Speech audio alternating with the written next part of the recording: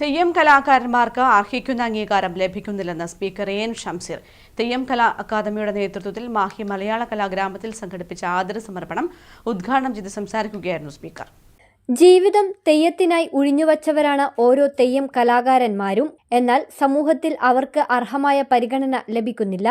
വിദേശീയരിൽ നിന്നാണ് ഇപ്പോൾ അല്പമെങ്കിലും പരിഗണന ലഭിക്കുന്നത്. വളവട്ടണം പുഴക്കപ്പുറത്താണ് വലിയ രീതിയിൽ തെയ്യങ്ങൾ നടക്കുന്നത്. വളവട്ടണം പുഴയ്ക്ക് ഇപ്പുറത്ത് വളരെ കുറവാണ്. അത് എൻ്റെ ബോധ്യമാണ്. ഇനിയിപ്പോൾ നിങ്ങൾക്ക് തിരുത്താൻ ഞാനില്ല, അതോറിറ്റിയൊന്നുമല്ല. ഞാൻ പറയുന്നതെല്ലാം ശരിയെന്ന പക്ഷക്കാരനല്ല ഞാൻ. നിങ്ങൾക്ക് എന്നെ തിരുത്തുന്നതിന് ഒരു പ്രശ്നവുമില്ല. പക്ഷേ ഈ കലാകാരന്മാർ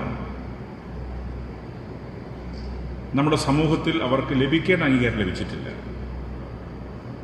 ഞാനിപ്പോൾ ഇവിടെ ഇരിക്കുമ്പം ഞാൻ നമ്മുടെ നാരായണോട് ചോദിച്ചു, അല്ല നാരായണ, പത്മശ്രീ കിട്ടിയിട്ട് വല്ല ഗുണമുണ്ടോ? ഗുണം ഇൻ ദ സെൻസ് സാമ്പത്തികമായും മറ്റെന്തെങ്കിലും തരത്തിൽ. അപ്പോൾ നാരായണന്റെ ചെവി പറഞ്ഞു, ഒന്നുമില്ല.